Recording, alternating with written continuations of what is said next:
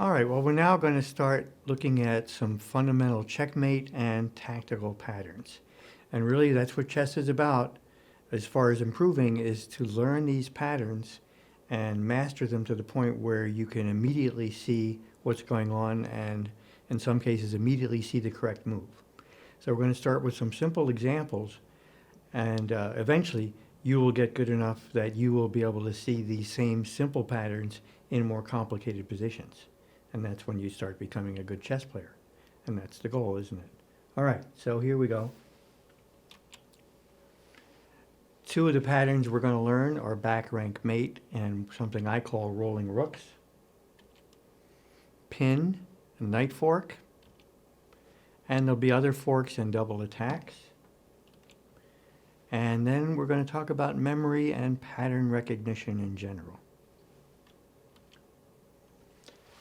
So I thought it'd be a good idea to talk about the difference between tactics and strategy.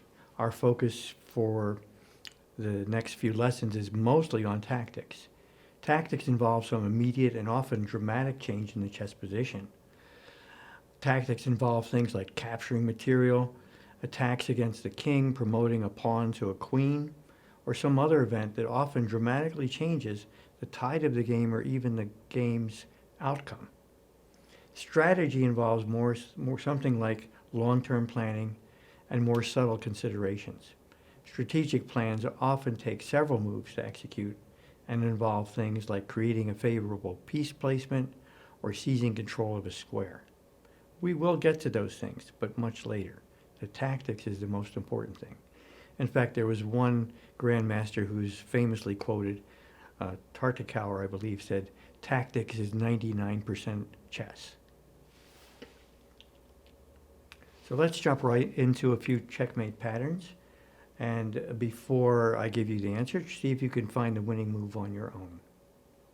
The first one on the left is a back rank mate, which you can see up here. Of course, black just plays the rook to c8, and that's checkmate.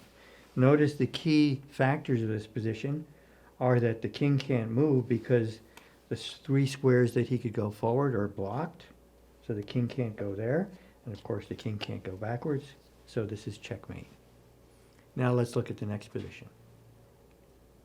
Okay, so in this position, this is called the position on the right, and the method we're going to use is called the rolling rooks. Okay, and in this case, it's actually one of the rooks is really a queen, but it's still the same idea. If this was a rook, the position would still work out the same way. Black plays the queen to a8, and that's checkmate. Now, there's a similarity between this and back rank mate, is the king can't move forward, but this time the king is not blocked by pawns, but by a rook controlling this line. So that's a very important thing to notice. Okay? Just to give you another idea, similar situation. This time the queen is keeping the king from moving forward, and the rook goes down here, and that's checkmate. Let's move on to another one. And in this example, it's still going to be a back rank mate, but it's a slightly more complicated position. So let's see if you can find the right move for white, and also there's a correct move for black. So just take a few moments. If you like, you could pause this video until you find the solution. Okay, so you had a chance to look at the position and figure out what white's best move is and also what black's best move is. So let's see. If it's white to move, white plays queen to b8 check. Now notice what happens. Black can't move the king over here. He has space to move it, but that would be moving into check, and you can never do that. So there's only one move for black, which is to capture the queen. And now white just uses his rook and takes the other rook. And now the king has no moves, of course, so that is checkmate. Now it's true, white gave up a queen to get checkmate, but that's okay to do that because checkmate is what ends the game. That's how you win. All right, now let's look at the position from black's point of view.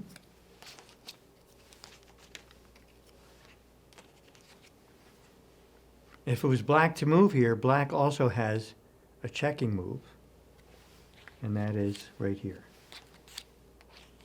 Black takes the pawn on g2. The king cannot take back because that would be moving into check because this bishop is protecting.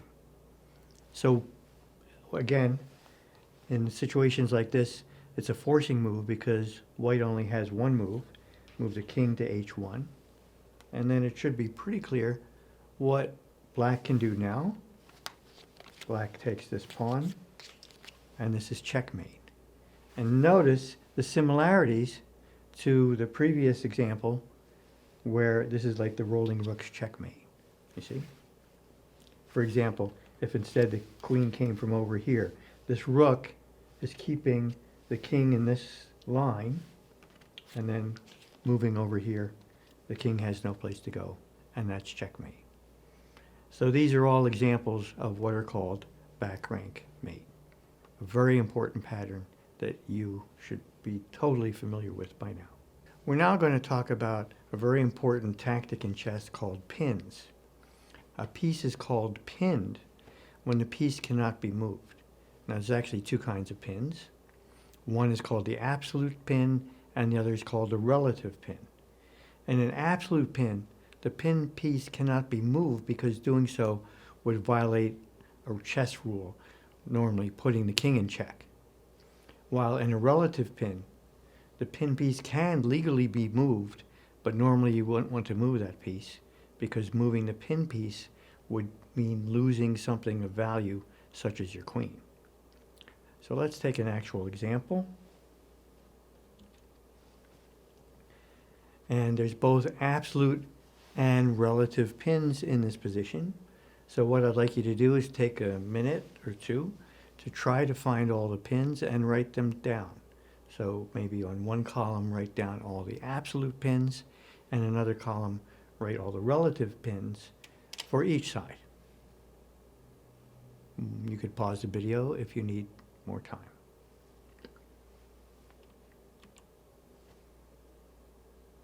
All right, so let's look at the pins that are the absolute pins.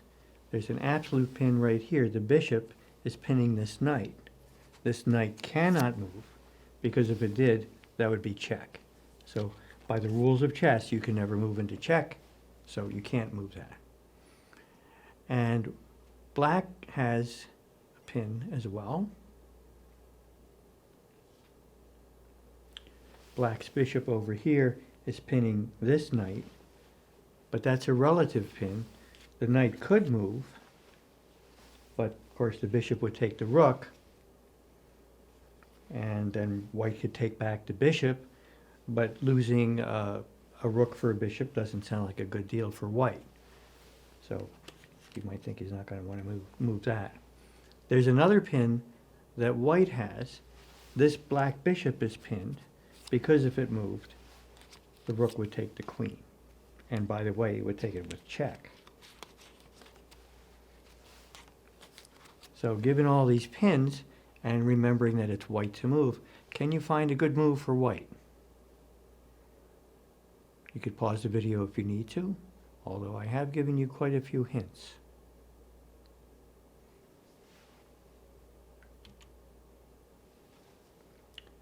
The best move for white in this position is knight to d5. We give it an exclamation mark because it's an excellent move. And it's a little bit tricky because white is actually breaking a pin, allowing a piece to be captured. But if you look carefully, what's going to happen if he takes that, if the bishop takes the rook, the knight will take the queen. So you see that the main consideration for black is what to do about that queen. If the bishop takes, he's going to lose the queen anyway to the rook. So you might think, well, the best thing to do then is just to run away with the queen. Okay.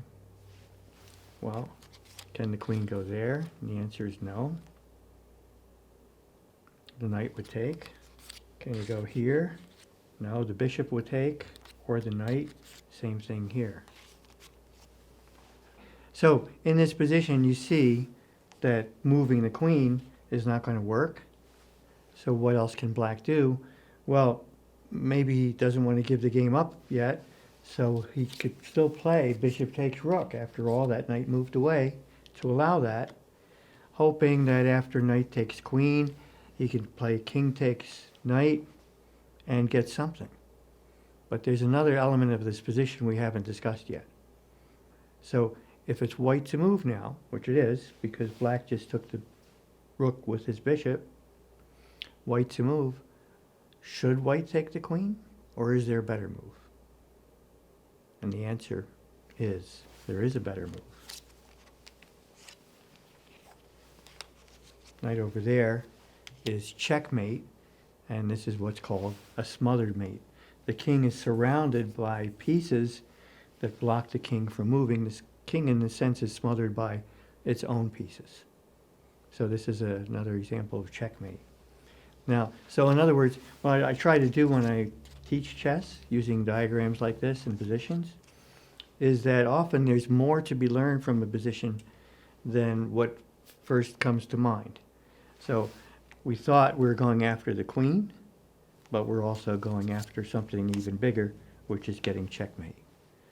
So this brings me to end this particular episode, you might say, with an idea that came from one of my favorite chess grandmasters, Emanuel Lasker. And he said this. He said, when you see a good move, sit on your hands and look for a better move. Most people shorten that now. When you see a good move, look for a better move. So remember that. It's an important little thing in chess that you will find very useful.